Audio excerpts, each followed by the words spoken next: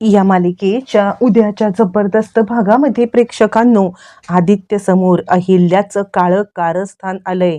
गोड गोड बोलून अहिल्याने जे पारूकडून कारस्थान करून घेते आहे ते सगळं समोर आल्यावरती आदित्यच्या रागाचा प्रेक्षकांनो खूपच पारा चढलेला आहे.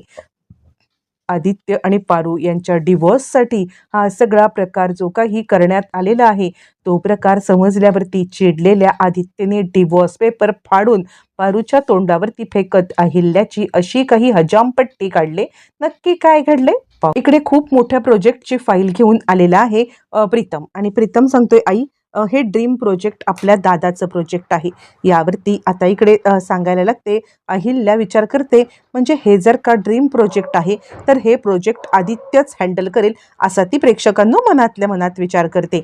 आणि हे ड्रीम प्रोजेक्ट जर का त्याने हँडल करायचं असेल तर मला यासाठी सगळ्यात महत्त्वाचं म्हणजे पारूला त्याच्या आयुष्यातून हे प्रोजेक्ट सुरू व्हायच्या आधीच आता बाजूला करायला पाहिजे. आणि ती पारूला कॉल करते. हॅलो पारू, मी तुला काही पेपर पाठवते. पारू म्हटले, देवी आई कसले? यावरती ती सांगायला लागते, ते पेपर आता आहेत म्हणजे आता तुमच्या डिवोर्सचे पेपर. असं म्हटल्यावरती प्रेक्षकांनो पारूला जबरदस्त धक्का बसलाय. आणि पण पारूला माहिती आहे की 7 दिवसात आपल्याला जायचंच आहे इथून. त्यामुळे पारू सांगते, ठीक आहे तुम्ही पाठवून द्या पेपर, मी त्या पेपरवरती सही करते. असं म्हणत पारू पेपरवरती सही करायला तयार होते. तोपर्यंत इकडे आता प्रीतम सांगतो, आई तू पेपरवरती सही करतेस ना? यावरती इकडे अहिल्या सांगायला लागते, हे बघ मी पेपरवरती सही तर करेन पण मला असं वाटतं हे ड्रीम प्रोजेक्ट जर का आदित्यचं आहे तर हे ड्रीम प्रोजेक्ट आदित्यलाच तू आता हँडल करू दे. तू आदित्यला कॉल कर आणि या ड्रीम प्रोजेक्टवरती काम करण्यासाठी ये असं सांग. आता अहिल्या इतकी मतलबी बाई झालेली आहे की ती आता आदित्य आणि पारू यांचा डिवोर्स घडवण्यासाठी वाटेल त्या थराला जायला निघाले. तिला कळतच नाही की आपण काय करतोय. ती पारूला कॉल करते, हे बघ आता प्रीतम येईल. प्रीतम तिकडे आल्यावरती आदित्यला डील फायनल करण्यासाठी घेऊन येईल. त्यावेळेला तू नकार द्यायचा आहेस आणि काही झालं तरी सुद्धा त्याला इकडे पाठवायचं नाही, तू नाही पाठवायचं, पण तरी पण त्याने यायला पाहिजे. आता ही विचित्र अट असल्यावरती पारू सांगते, देवी आई चिंता करू नका, मी तुम्हाला वचन दिलंय ना की 8 दिवसात आदित्य सर तुमच्याकडे असतील तर ते असतीलच. आणि त्यानंतर प्रीतम आता आलेला आहे. प्रीतम इकडे आदित्यला बोलवायला इकडे प्रीतम आलेला आहे. आणि दादा दादा तुला आईने बोलवलेलं आहे. म्हणजे मी आईला म्हटलं ना की तुझा तो ड्रीम प्रोजेक्ट आहे बघ, ज्याच्यावरती तू इथे येण्याच्या आधी काम करत होतास, तर तो प्रोजेक्ट सुरू होतोय. तर आईचं असं म्हणणं आहे की त्या प्रोजेक्टवरती तूच काम करायचं. त्यावरती आता इकडे आदित्य खूपच खुश होतो आणि तो म्हणतो, काय खरंच बोलतोयस तू? यावरती तो सांगतो, हो दादा, आणि तुला आईने बोलवलेलं आहे. असं म्हटल्यावरती लगेचच आता इकडे आदित्य खूप खुश होतो. आणि त्यानंतर आदित्य सांगायला लागतो, ठीक आहे तू चिंता करू नकोस, काही झालं तरी मी येणार म्हणजे येणार. त्यावरती तो म्हणतो, दादा बघ ना, म्हणजे आता मला तर असं वाटायला लागले की आपल्या घरातलं सगळं काही सुरळीत होणार आहे. आपण आता छानपैकी सगळेजण एकत्रितपणे येणार आहोत. मला तर खूपच छान वाटतंय असं तो म्हणायला लागतो. त्यावरती आदित्य म्हणतो, हो प्रीतम, मला सुद्धा असंच वाटायला लागले.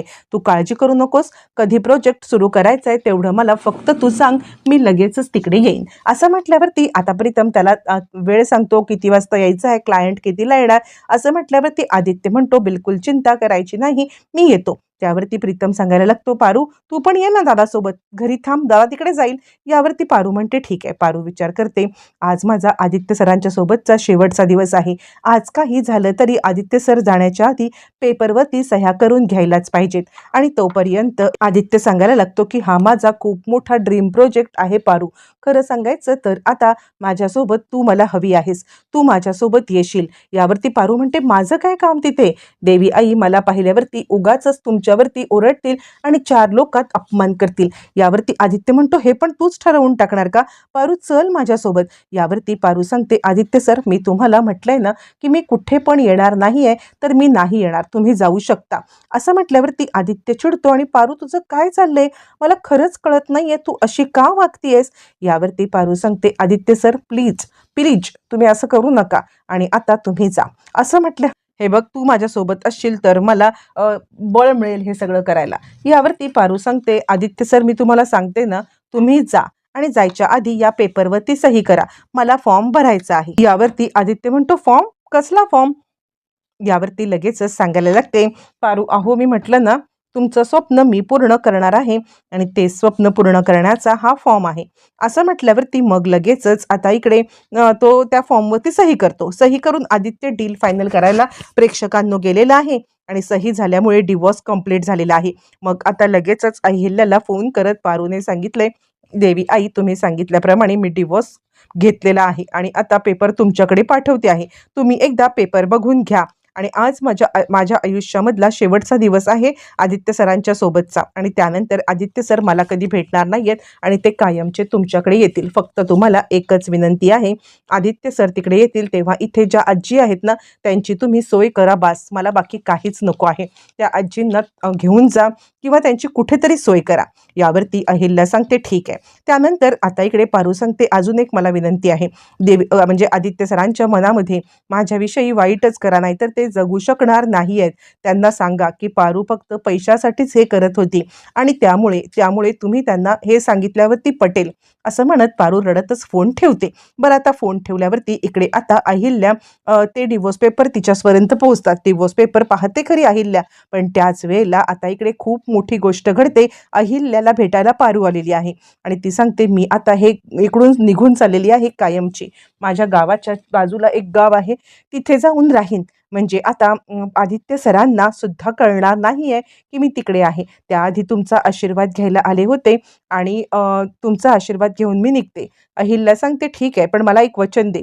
पुन्हा फिरून तू इकडे येणार नाहीस. माझ्या मुलाच्या आयुष्याचं ढवळाढवळ करणार नाहीस. आता इकडे पारूने अजून काय करणं बाकी असतं, जीव काढून देणं बाकी असतं की काय कुणास ठाऊक. पण ज्या वेळेला पारू आता तिथे असते त्यावेळेला अहिल्याचं मन चलबिचल प्रेक्षकांना होतंय आणि अहिल्या खूपच आता घाबरलेली आहे. अहिल्याला कळतच नाहीये की काय म्हणजे आपल्यासोबत असं का होतंय. आपल्याला जे हवंय ते मिळाले. पारू हे निघून चाललेली आहे. तरी सुद्धा आपलं मन चलबिचल का होतंय हा प्रश्न तिला पडतो आणि त्याच वेळेला रडत रडत पारू तिकडून जाते. ज्या देवी चरणाशी आयुष्य जावं अशी माझी इच्छा होती, त्याच देवी आईंच्या इथून मला जावं लागतंय असं म्हणत रडत ती निघते. पण प्रेक्षकांनो इथेच मोठा चमत्कार घडतो. आदित्य ज्या वेळेला मीटिंग उरकून डील फायनल करतो, नवीन प्रोजेक्ट सुरू करून घरी येतो, त्यावेळेला आजी सांगायला लागते पोरा पारू गेली घर सोडून. यावरती आता तो सांगायला लागतो काय बोलतेस आजी, कुठे गेली. यावरती ती सांगते मला माहीत नाहीये, पण तिचं सगळं सामान घेऊन गेलेली आहे आणि तिने सांगितलंय की ज्या तुझ्या मालकीणबाई आल्या होत्या त्या तुमची सोय करतील, माझी सोय करतील असं म्हणाल्यात. आपण त्यांच्याकडे जाणार आहोत का राहायला. त्यावरती आता इकडे आदित्य म्हणतो काय बोलतेस तू आणि आई सोय करणार आहे म्हणजे आईला काय ह्यातलं माहिती आहे. आता तो आईला काही माहिती आहे का हे पाहण्यासाठी अहिल्याच्या इकडे चाललंय. अहिल्या हातामध्ये डिवोर्स पेपर घेऊन तशीच प्रेक्षकांनो बसलेली आहे आणि ती विचार करते काय गमवलंय मी. असं काहीतरी खूप गमवल्यासारखं मला का वाटतंय. मी काहीतरी गमवलंय असं मला वाटतंय. काय होतंय माझ्यासोबत. मी तर पारूला माझ्या आयुष्यातून काढून आता खुश असायला पाहिजे. मग मला ती खुशी का जाणवत नाहीये. मी खुश का नाहीये. काय माझ्यासोबत नक्की होतंय असं म्हणत आता इकडे ती विचार करत असते. त्याच वेळेला आदित्य तिकडे आलाय. आदित्यला आजीने सांगितल्यावरती तो तिकडे गेलाय आणि आता त्याला आधी पारू आणि अहिल्या यांचं बोलणं कळलंय प्रीतमकडून. कारण प्रीतम आणि श्रीकांतने हे बोलणं ऐकलंय. पेपर आदित्यच्या हातात आलेत आणि त्यानंतर आदित्य खूपच चिडलेला आहे. पारू ज्या ठिकाणी बस स्टँडवरती बसायला गेलेली आहे तिकडे पेपर घेऊन धावत पळत आदित्य निघालाय. पारू ज्या वेळेला गाडीमध्ये बसणार आदित्यने टराटर पेपर फाडून फेकून दिलेले आहेत प्रेक्षकांनो आणि पेपर फेकून देताच आता मात्र तो पारूला सांगतो या कारणासाठी मला हे केलंस, फसवलंस तू मला पारू, फसवलंस तू मला असं म्हणत आता इकडे तो चिडतो आणि ही तुझ्याकडून मी अपेक्षा केली नव्हती. आईच्या सोबतीने तू मला डिवोर्स द्यायला निघालीस असं म्हणत तू आणि आई दोघी माझ्या गुन्हेगार आहात आणि तो पेपर फाडतो, टराटरा फेकतो आणि रागारागात निघून जातो. तुम्ही दोघी सुद्धा आता मला माझ्या आयुष्यामध्ये नको आहात असं म्हटल्यावरती आता इकडे अहिल्या खूपच घाबरते. काय करायला निघालो आणि काय झालं असं म्हणत ती आता चांगलीच गडबडलेली आहे आणि आदित्य थांब, याच्यात माझी चुकी आहे असं म्हणत आता ती सांगण्यात असते थांब थांब, पण तो काही थांबत नाही. पारू त्याच्या मागे चाललेली आहे. अहिल्याला जे वाटत असतं की आपलं काहीतरी आपल्यापासून दूर जात जाते ते हेच असतं.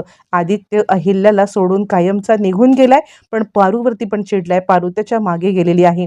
अहिल्याचं घाणेरडं रूप आदित्यच्या समोर आलंय आणि आपली आई आपल्यासोबत असं वागू शकते, आपल्या प्रेमाला वेगळं करण्यासाठी डिव्होर्स देऊ शकते आपला, असं म्हणत तो चिडून गेलाय. पारू त्याला आणायला गेले, पण अहिल्याच्या बद्दल त्याचं मत मात्र खूपच वाईट झालेलं आहे. आता या सगळ्यामध्ये पारू आदित्यला कशी मनवणार, कशी घेऊन येणार, पाहणं रंजक ठरणार.